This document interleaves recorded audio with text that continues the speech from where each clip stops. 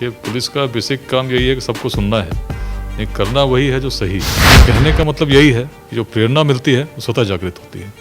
मैं तो इस रूप में देखता हूँ कि हर व्यक्ति में परमात्मा का निवास है, जो उपनिषदों में भी कहा गया है। जो आप सही करेंगे, आपके मन में इच्छा बहुत दृढ़ है कि सही करना है, तो दबाव कैसा?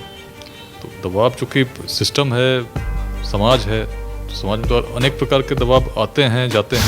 जब मैं NIA गया था तो मन में बहुत इच्छा थी कि अच्छे केसेस में हैंडल करूं, और सौभाग्य था बहुत अच्छे ऐसे केसेस भी हैंडल करने के अवसर मिले। किस प्रकार से लोग आतंकवादी बनाए जाते हैं, बनते हैं, इसको काफ़ी नज़दीक से मैंने उस समय देखा। और निश्चित रूप से जो अनुभव मिले हैं आने वाले समय में भी, इस प्रोफेशनली इस करियर में भी और ऐसे भी निश्चित रूप से मदद करें। अनेक मेरे जो मित्र हैं उस समय के सब देश छोड़ चुके हैं, लेकिन मैं यहाँ पर अगर आज हूँ तो उसका कारण इतिहास है। बिहार के इतिहास ने मुझे प्रेरित किया। दबंग होने से इसका मतलब ये नहीं है कि आप ऐसे हो कि आप जाके आपसे कोई मिल ना सके, कोई बात ना कर सके। निश्चित रूप से आने वाले समय में भारत के उज्जवल भविष्य को हम उसके निर्माण में अपना कुछ तो योगदान अवश्य दे पाएंगे।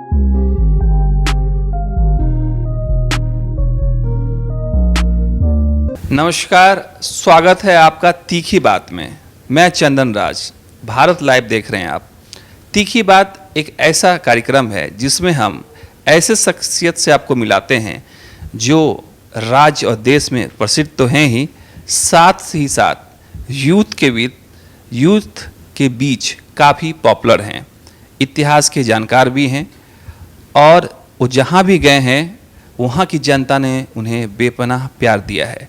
लेकिन ये कार्यक्रम है तीखी बात, तो हम तीखे सवाल उनसे पूछेंगे और हम जानेंगे कि वो जहाँ जहाँ पदस्थापित पोस्टिंग जहाँ जहाँ उनकी रही तो वहाँ पे वो क्या क्या काम किए हैं, और साथ में बताना चाहेंगे, आपको थोड़ा सा हम क्लू दे देते हैं कि किन से आपको मिला रहे हैं।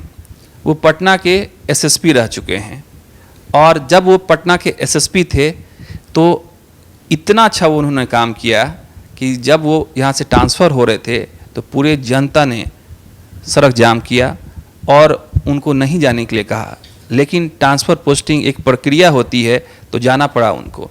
लेकिन वो आज तक सभी के दिल में हैं, क्योंकि एक SSP का क्या काम होता है किसी शहर के लिए, वो आप अच्छा से जानते हैं। क्यों?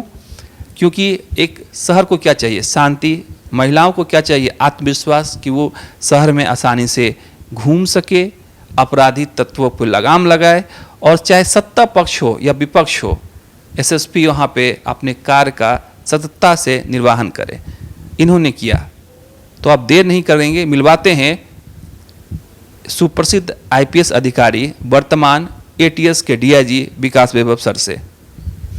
हमारे खास कार्यक्रम तीखी बात में आपका स्वागत है। जी नमस्कार। मेरा ये आपसे ये सवाल है कि जब पटना SSP आप रहे हैं तो हम लोगों ने उस चीज़ को देखा कि पटना का एक अलग माहौल रहा। पुलिस का निर्वहन जो होना चाहिए, शांति और लोगों में आत्मविश्वास, पुलिस और जनता के बीच मैत्री संबंध बना पाए, तो ये कैसे एक संभव हो पाया ये चीज़ें? देखिए, पटना तो मैं काफ़ी बाद में रहा। मेरी सेवा जब मैंने प्रारंभ की थी तो उसमें SP के रूप में पहला सिटी SP पटना से ही शुरू हुआ था, और उसके बाद बगहा, रोहतास, दरभंगा, और फिर NIA के बाद मैंने पटना में योगदान दिया था। मेरा बिहार कैडर है, और जो भी IPS officer Bihar cadre join करते हैं और पुलिस अधीक्षक की भूमिका में रहते हैं, तो सीनियर SP पटना बनना उनके लिए स्वप्न सा होता है। हर आदमी चाहता है कि सीनियर SP पटना बने। राजधानी है, ज्वाइन यहीं करते हैं पुलिस मुख्यालय में, एक परीक्षा जरूर होती है। तो निश्चित रूप से बहुत अच्छा लगा था। लेकिन स्वप्न के साथ साथ हर व्यक्ति के मन में एक आदर्श भी होता है, जो उसने पुलिसिंग में अलग अलग ज़िलों में किया होगा।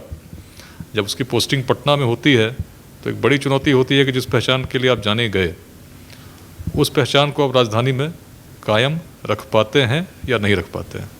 तो जब मैं पटना जिस समय आया था तो मेरे मन में तो बड़ा स्पष्ट था। शुरू से जो निष्पक्ष कार्यशैली मेरी रही, उस कार्यशैली को पटना में भी उसी प्रकार से करना है।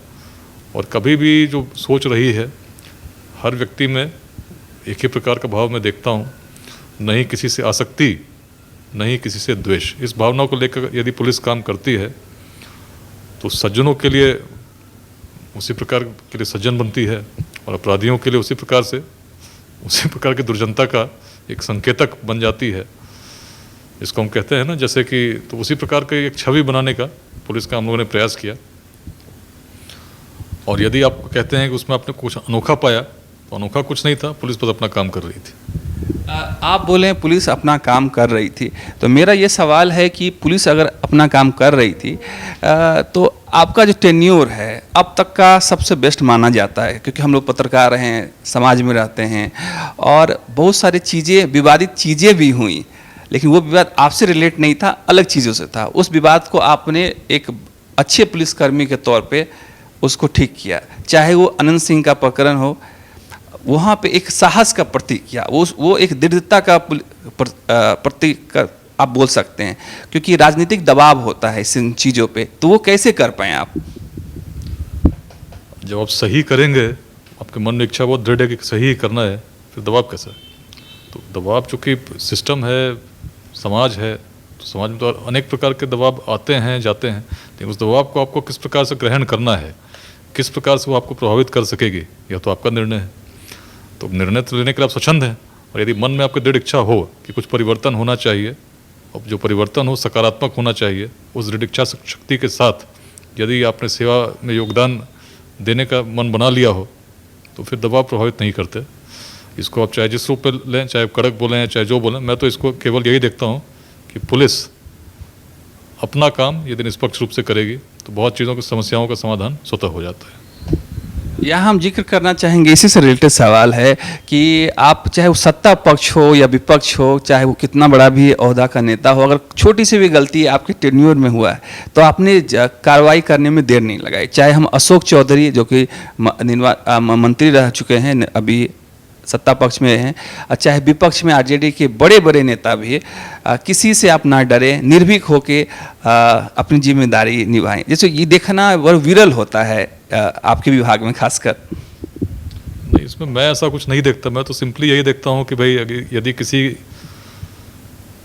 कानून का उल्लंघन हुआ है तो कार्रवाई होनी चाहिए। भाई किसी भी व्यक्ति से यही एक्सपेक्टेड है, किसी भी पुलिस पदाधिकारी से भी यही एक्सपेक्टेड है, और जनता की एक्सपेक्टेशन यही है कि कहीं से प्रभावित नहीं हो।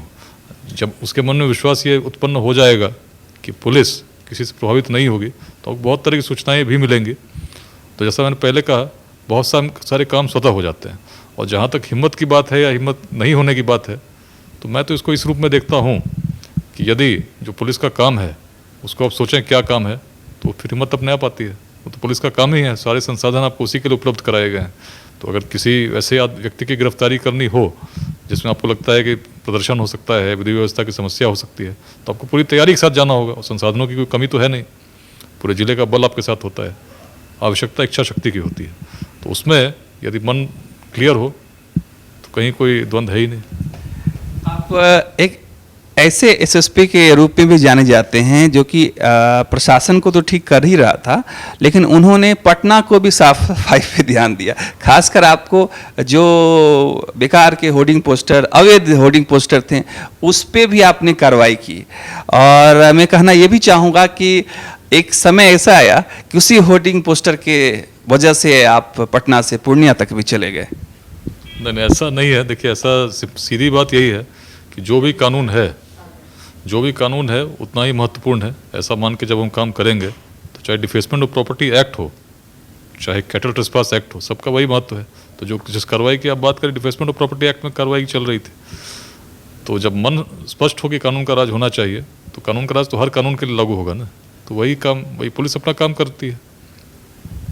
अच्छा, आप दानापुर में भी रहे थे, तो दानापुर में एक कहानी बहुत बिहार में मशहूर है कि एक वहाँ के मौजूदा एमएलए थी और उन्होंने एक छोटी सी कुछ पैरवी करके आपके पास मिली, और आप जिसकी पैरवी थी उसी पे आप कार्रवाई कर दी। नहीं, देखिए, पुलिस का बेसिक काम यही है कि सबको सुनना है, नहीं करना वही है जो सही है। तो इसमें द्वंद्व कहाँ है? जो सही है वो तो करना ही है ना।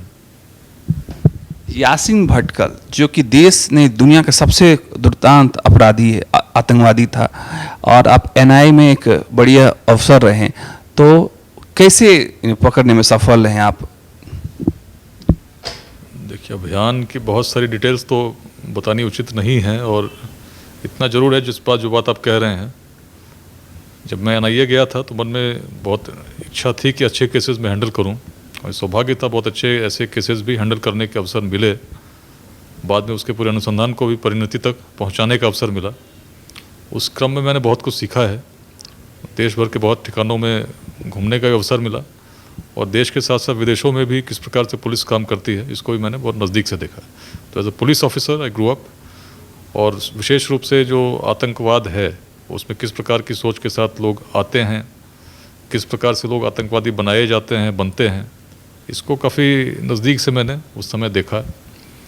और निश्चित रूप से जो अनुभव मिले हैं आने वाले समय में भी इस प्रोफेशनली इस करियर में भी और ऐसे भी निश्चित रूप से मदद करेंगे। इसी से रिलेटेड एक और है कि बोधगया ब्लास्ट हो चुका था और उस समय आप एनआईए में थे, आप यहाँ पे आए और जांच की और जांच वो सफल रहा, उसके बारे में कुछ बताना चाहेंगे, कैसा था वो मुहिम? बड़ा अजीब सा अनुभव था। रविवार का दिन था जब घटना घटी थी और सुबह सुबह मुझे याद है मैं उसमें सो ही रहा था जब अनेक फ़ोन बजने लगे थे। अचानक दिल्ली से गया आना पड़ा, वो भी एक अलग अनुभव था। उस दिन काफ़ी बारिश हो रही थी, तो जिस प्लेन से हम लोग चले थे शुरू में कुछ उसमें समस्या आ गई तो प्लेन को लौटना पड़ा। संध्या काल में हम लोग पहुँचे थे। उसके बाद बड़ा अजीब सा केस था, कुछ शुरू में पता नहीं चला, काफ़ी परिश्रम उसमें की गई थी, लेकिन अचानक फिर कुछ ऐसा क्लू मिला जिससे बातें आगे बढ़ती गई। केस का अनुसंधान पूर्ण हुआ, सज़ा भी हुई। अभी भी बोधगया में काफ़ी सतर्कता बरती जा रही है उस घटना के बाद, क्योंकि अभी भी लोग ऐसे लोग हैं जो उस प्रकार की घटना करने की संभावना रहती है। तो उस घटना से हम लोगों ने प्रोफेशनली बहुत कुछ सीखा, मैंने भी बहुत कुछ व्यक्तिगत रूप से सीखा। और गया में रहना अपने आप में बहुत प्रेरणादायी था, क्योंकि गया का अपना इतिहास रहा है। उस क्रम में रहते रहते काफ़ी भ्रमण करने का अवसर मिला और बाद में कुछ समय के बाद मैंने उन स्थलों पर अपने ब्लॉग पे भी काफ़ी कुछ लिखा। आप जब हम लोग गया की बात करते हैं तो कहानी को थोड़ा दूसरी ओर हम ले जाने का काम कर रहे हैं कि इतिहास से जुड़ाव आपका रहा है। आप पुलिस तंत्र में हैं, हमेशा बिजी रहते हैं, तो क्या ऐसा हुआ जो इतिहास को आप खंगालते रहते हैं 24 घंटा, चाहे वो बिहार का कोई भी कोना हो जहां मूर्तियां पड़ी रहती हैं, सर रही हैं, आपका एक शायद साइलेंट पेज करके है, उस पर आपने अभी तक लगता है सैकड़ों ऐसे ऐतिहासिक चीज़ों को लाने का काम किया, इसको पुनर्जीवित किया, इसके बारे में बताइए। देखिए, वैसे मैं पढ़ाई से मैकेनिकल इंजीनियर हूँ और आईआईटी कानपुर से मैंने पढ़ाई की थी। आमतौर पर जितने मेरे बैचमेट्स हैं, ज़्यादातर लोग आज विदेशों में काम कर रहे हैं। अनेक मेरे जो मित्र हैं उस समय के सब देश छोड़ चुके हैं, लेकिन मैं यहाँ पर अगर आज हूँ तो उसका कारण इतिहास है। बिहार के इतिहास ने मुझे प्रेरित किया। उसने इस मन में इस भाव को उत्पन्न किया कि जब तकनीक इतने विकसित नहीं थे, प्रौद्योगिकी नहीं थी, संचार के माध्यम नहीं थे, तब यहाँ से पूरे अखंड भारत का साम्राज्य चल रहा था। उस बिहार को जब वर्तमान में देखता है तो युवा पीढ़ी में बड़ा द्वंद्व देखता है। लोग शॉर्टकट्स खोज रहे थे, विधि व्यवस्था की भयानक समस्याएं थीं। उसको जब मैं देखता तो मुझे लगता कि भविष्य में जब मैं लौट के आऊँगा और यदि ऐसा ही चलता रहा तो व्यक्तिगत रूप से मैं स्वयं को क्या जवाब दूंगा। जीवन का लक्ष्य संतुष्टि है, तो क्यों ना मैं अपने जीवन में कुछ ऐसा योगदान दूं, निस्वार्थ योगदान दूं, जिससे जो स्थिति है उसमें परिवर्तन करने में कुछ मेरी भी भूमिका हो। तो इसी भूमिका को लेकर मैं आया था और जिस प्रेरणा को मैंने इतिहास से ग्रहण किया, मैं वहीं नहीं रुका। उसके बाद ऐसे विस्मृत जगहों पर, उपेक्षित स्थानों पर भ्रमण का अवसर मिला। जहाँ भी गया उस समय फोटोग्राफी हुई, बाद में काफ़ी शोध हुआ। इस भाव से मैंने लिखा कि जिन चीज़ों को हम भूलते जा रहे हैं उसमें भी प्रेरणा करने की बहुत शक्ति है, उसमें सामर्थ्य है। एक मैकेनिकल इंजीनियर को एक आईपीएस अफसर के रूप में जो परिवर्तित कर सकती है, तो निश्चित ही अन्य लोगों के जीवन में भी बहुत कुछ कर सकती है। आवश्यकता उन्मुख संदेशों से आवश्यक संकेत ग्रहण करते हुए भविष्य के लिए योगदान देने की है, यही कारण है। और आपने बहुत सारा सम्मान जीता, लेकिन पिछले शायद गत वर्ष में आईआईटी कानपुर से सत्येंद्र दुबे सम्मान मिला, जो कि एक अपने आप में गौरव का बात होता है। तो कैसा अनुभव हुआ? व्यक्तिगत रूप से मेरे लिए वह सम्मान, मतलब सम्मान तो निश्चित रूप से गौरवान्वित करता है, लेकिन एक बहुत बड़ा दायित्व भी आता है कि जो जिस कारण से आपको सम्मानित किया गया हो उसको आपको आने वाले समय में सिद्ध करते रहना है। क्योंकि जिनके नाम पर उस अवार्ड की स्थापना की गई, अपने आप में एक प्रेरणा के संकेत स्वतः निकलते हैं, क्योंकि ईमानदारी के लिए, कर्तव्य निष्ठा के लिए सबसे बड़ा सेक्रीफाइस, सुप्रीम सेक्रीफाइस देना अपने आप में एक बहुत बड़ा संदेश दे जाता है। उस अवार्ड को यदि आपको दिया जाए तो निश्चित रूप से आपके ऊपर भी दायित्व बढ़ता है कि उन्हीं मूल्यों को धारण करते हुए अपने जीवन में आपको कर्तव्यों के प्रति योगदान समर्पित करते रहना है। आप डीआईजी भागलपुर और मुंगेर भी रहे हैं, और वो जो भी टेन्योर रहा वहाँ के निवासियों और वहाँ के स्टूडेंट के लिए काफ़ी अच्छा रहा। हमेशा आप एक्टिव रहे हैं, और आप में एक और खूबी जो मैं बताना चाहूँगा कि आप हमेशा अपना द्वार खुला ही रखते हैं, चाहे वो छोटा से छोटा कोई इंसान हो या बड़ा से बड़ा। हमेशा लोगों के लिए ओपन रहना कितना संभव हो पाता है, अपने लिए कब समय निकालते हैं? क्योंकि आप एक कुशल IITian रहे हैं, प्रशासक भी हैं, पुलिस प्रशासक, आप तो इतिहासकार भी हैं, और युवा आइकॉन हैं आप। तो इतनी चीज़ों को लेकर एक विकास वैभव कैसे चल पाता है? मैं तो निमित्त मात्र हूँ, इसी रूप में स्वयं को देखता हूँ। और जहाँ तक लोगों से मिलने जुलने की बात है, तो आज तो ATS में DIG हूँ, आमतौर पर नहीं होता, लेकिन अब लोग आज भी आते हैं, मुझे भी अच्छा लगता है। तो मिलने जुलने का क्रम आज भी चल रहा है, वैसे ही चल रहा है। कोरोना के बीच में थोड़ी अवरोध हुए, अभी भी लगभग युवाओं से प्रतिदिन वार्ता होती है, मिलते हैं, अच्छा लगता है। सकारात्मक संकेतों को हम बांटें, आपस में ग्रहण करें एक दूसरे से, तो निश्चित रूप से समाज उसी से आगे बढ़ता है, ऐसा मैं मानता हूँ। भागलपुर और मुंगेर में भी जो शुरू से मेरी एक कार्यशैली रही थी, उसको मैंने एक DIG के रूप में भी करने का प्रयास किया, और यह प्रयास किया कि लोग अपनी समस्याओं को लेकर कभी किसी कारण से ऐसा ना हो कि भयभीत हो जाएं और नहीं आए, तो लोग खुल के आते थे, और उनको सुनते जब आप हैं, तभी विभाग में क्या चल रहा है, समाज में लोग किस प्रकार से सोच रहे हैं, किस चीज़ों की स्थिति क्या है, इसकी जानकारी एक वरीय पदाधिकारी को होती है। और उसमें यदि वरीय पदाधिकारी सकारात्मक हस्तक्षेप करे, तो निश्चित रूप में पुलिसिंग सुधरेगी। यही मैं मानता रहा हूँ, और SP के रूप में भी या DIG के रूप में भी उस प्रकार की भूमिका मेरी रही है। अब ATS के DIG हूँ और अन्य भी कहीं यदि रहता हूँ, तो एक प्रयास हमेशा करता हूँ कि युवाओं की सोच में सकारात्मकता प्रवाहित हो।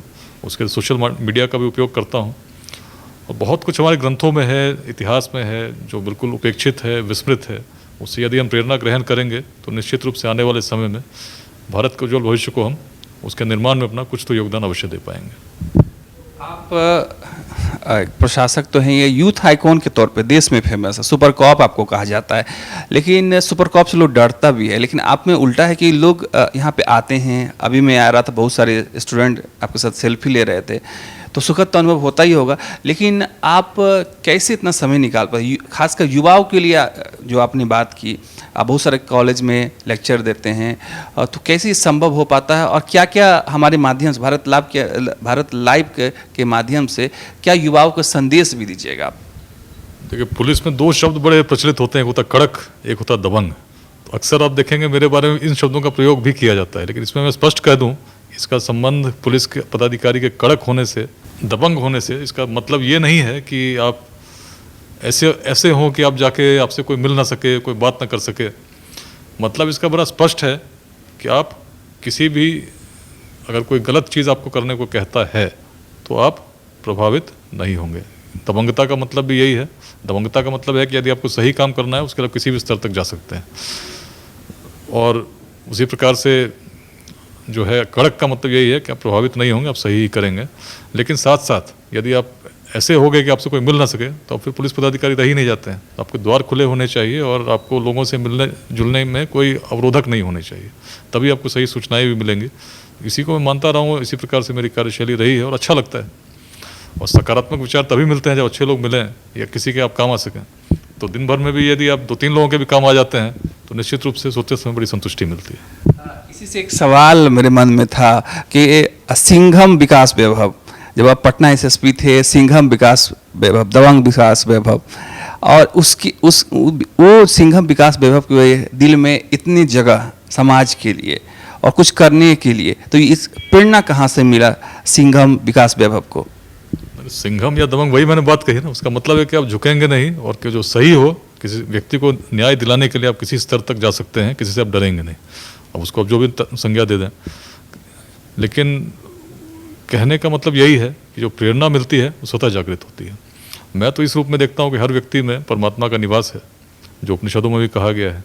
और जब उस गुण को आप धारण करते हैं, यदि उसकी अनुभूति आपको होने लगे, तो आप निश्चित ही परिवर्तन के वाहक बन जाते हैं। तब न कोई राग रह जाता है, न द्वेष रह जाता है, न कोई भय रहता है। निर्भय होकर आप स्वच्छंद रूप से इस भाव के साथ योगदान देते हैं। आप तो निमित्त हैं, कुछ समय के लिए हैं, लेकिन जब तक हैं, कुछ ऐसा संदेश छोड़ जाएं जो आने वाले समय को भी प्रेरित करता रहे। दो सवाल आखिरी का है। पहला तो है कि डीआईजी विकास वैभव के हमेशा टेबल पे आपके साथ मैं पहले से भी जुड़ा हूँ, देखता हूँ कि हमेशा रामायण, गीता, हर मतलब ग्रंथ आपके टेबल पे हमेशा रहता है। तो इसका क्या राज है, कहाँ से ये चीज़ आए?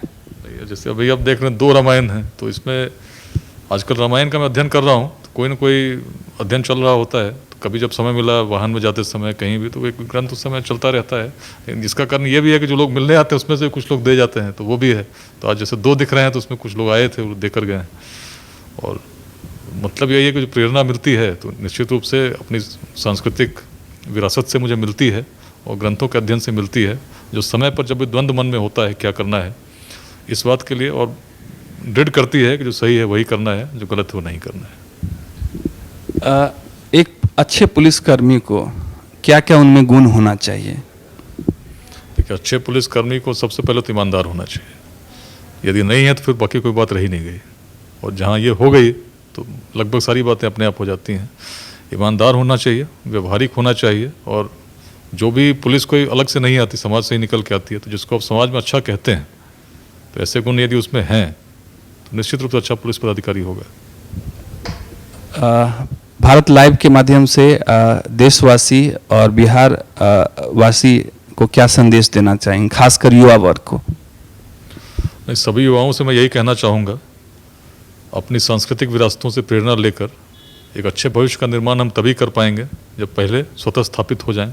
तो अपने खुद को स्थापित होने के लिए एक जीविका उपार्जन के उस प्रकार के साधन बनाने के लिए परिश्रम करें, शॉर्टकट्स नहीं खोजें, परिश्रम करके स्थापित हो जाएं। एक बार स्थापित हो गए, केवल अपने लिए ही सीमित जीवन नहीं जिए, कुछ ना कुछ आंशिक ही सही योगदान समाज के लिए भी अवश्य करें। यही मैं कहना चाहता हूँ। हमसे बात करने बहुत बहुत धन्यवाद। जी धन्यवाद। तो ये थे सिंघम विकास वैभव, जो कि डीआईजी एटीएस हैं। उनसे हमने बात की, दिल खोल के उन्होंने भी अपनी बात रखी। तीखी बात का जो सिलसिला है आगे भी जारी होगा एक नई शख्सियत के साथ। भारत लाइव देख रहे हैं, देखते रहिए, सब्सक्राइब कीजिए और इसे शेयर कीजिए, लाइक कीजिए। और मुझसे जुड़ने के लिए चंदन राज पेज पे जा सकते हैं और देखते रहिए भारत लाइव। धन्यवाद।